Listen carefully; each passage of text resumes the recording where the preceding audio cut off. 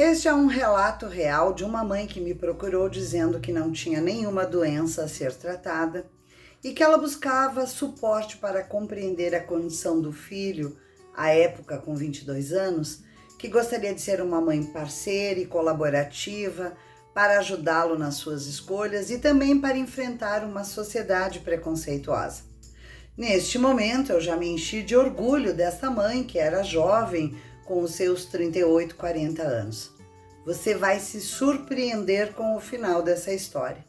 Eu sou Rosicléia Rossi e você está aqui no nosso querido canal Mentes Quentes.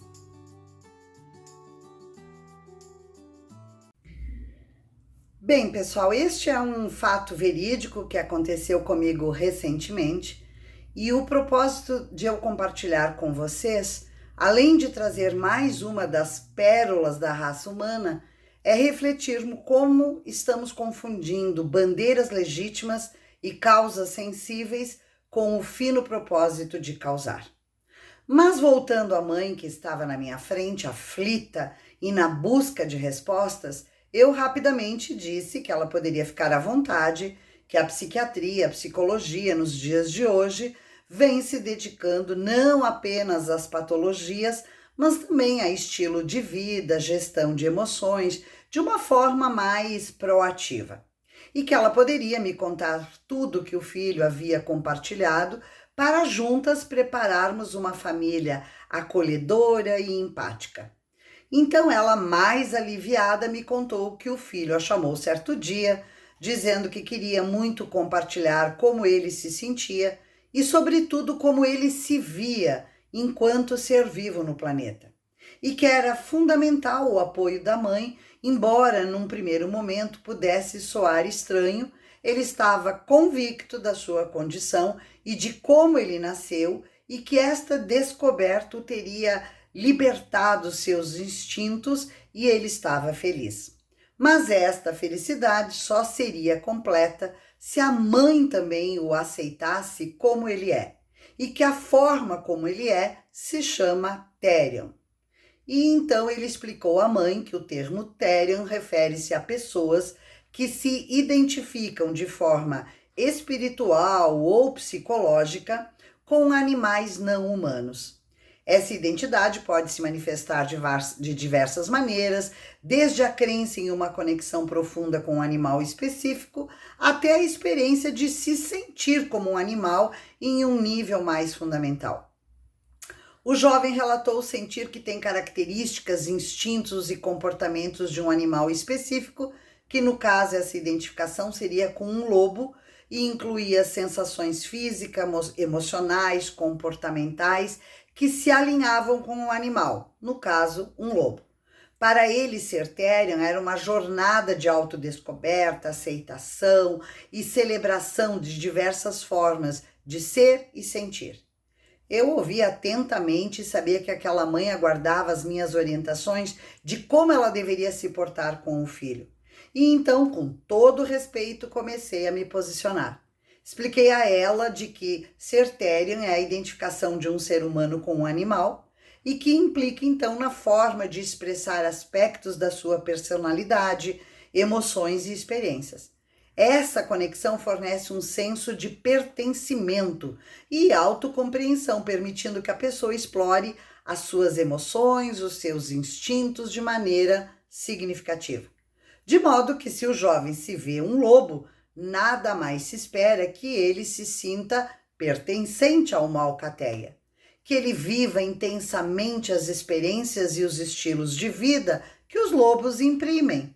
Os lobos são animais que se alimentam de outros animais, sendo, portanto, carnívoros. O filho vai se alimentar de renas, alces, bois, coelhos, castores.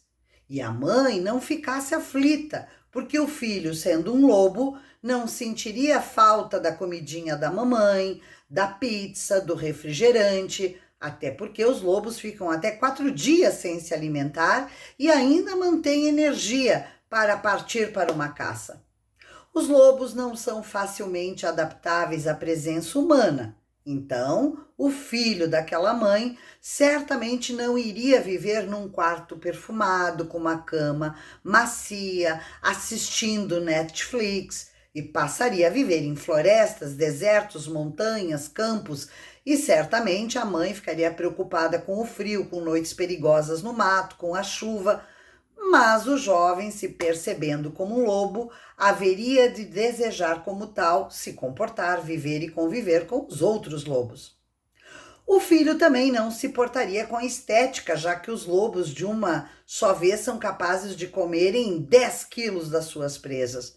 São animais fortes, com presas grandes, capazes de mastigarem ossos. O jovem teria todas essas características necessárias que a natureza e a biofisiologia certamente providenciaram para a sua sobrevivência e evolução, já que se sente um lobo. O filho certamente estaria apto a mover-se numa velocidade de até 60 quilômetros por hora e viver em ambientes com temperaturas que vão de menos 50 graus a 50 positivo. E disse mais, que a mãe estivesse preparada, porque o filho, em se vendo como um lobo, passaria a se locomover com as 4 patas, como fazem os quadrúpedes, e que também o uivaria, já que esta é a forma dos bandos se comunicarem. E terminei explicando àquela mãe que espera-se de uma família no que tange à educação que se aplique o amor com limites. E se o jovem está convicto da sua condição, então uma mãe presente e empática, se assim o desejar, poderia orientar seu filho para reflexões importantes, ou se optasse por aceitar, então que incentivasse o filho a viver tal e qual a condição do Therion define. A mãe certamente interpretou minhas palavras como sarcástica e nunca mais voltou. Eu estou compartilhando com vocês essa história porque nos dias de hoje existe uma forte tendência em se banalizar situações sensíveis, transformando tudo em bandeira ou neurodivergência. No que a comunidade Therion ou qualquer que seja outra forma de viver não deve, sob hipótese alguma, ser desrespeitada. Mas a aceitação como algo normal, saudável, pelo fino trato de ser favorável à diversidade, precisa ser analisada com mais cuidado e cautela. Eu sei que pode parecer para vocês que isso tudo é uma grande bobagem, mas em uma única página da internet sobre Therion temos mais de 1 milhão de inscritos e quase 20 milhões de curtidas.